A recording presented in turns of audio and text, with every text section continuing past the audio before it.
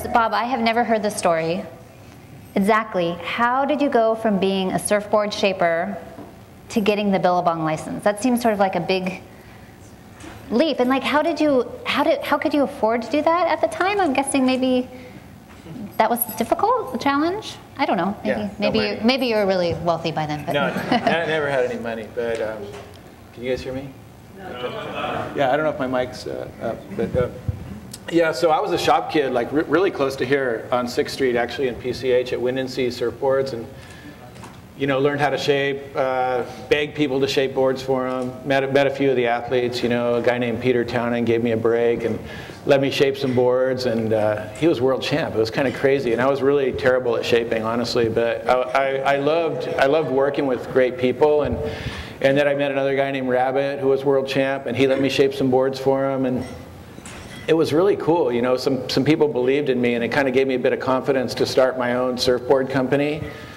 And I knew a few guys. I knew Jim Banks, Alan Byrne, and they rode for this company, Billabong. They used to stay at my house. Around the world have called it. Oh, wow. Watch another movie. That's cool. Is that your other voice in your head? Yeah, I have lots of voices up there.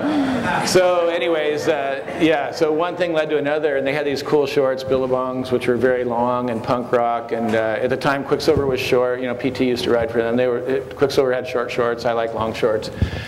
And so I wanted those for my little surf shop in Costa Mesa. So we wrote a lot of letters, and my friend Joe and I, and Gordon would never answer us from Billabong. He would just ignore us, and I'd say to Alan and Jim, hey, could you talk to this guy?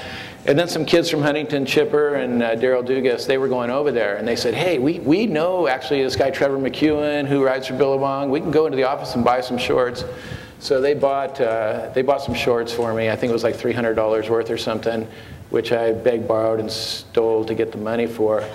And then one day at my shop, the girl that worked there, Helen, she came in, I was shaping boards, I was all foam dusty, and she said, hey, there's a guy out there that wants to see you. He's got his whole family with him.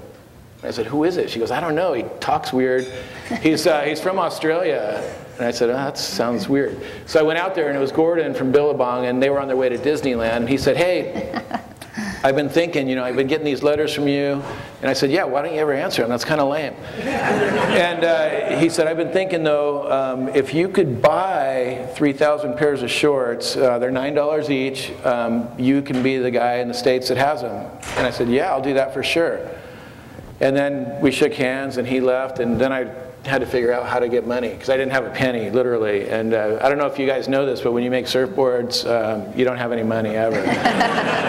And so I had really expensive boards at the time. Me and Stussy wholesaled them. This is back in '80 for like $275 wholesale in 1980. And I still didn't have any money. I was 6 months backlogged, but I begged, borrowed from friends, relatives to put a little company together. We got $45,000, and that's what turned into Billabong. It was an incredible journey. It was all, I wouldn't say accidental, but it was very fortuitous, and if you believe in destiny, it might have been destiny.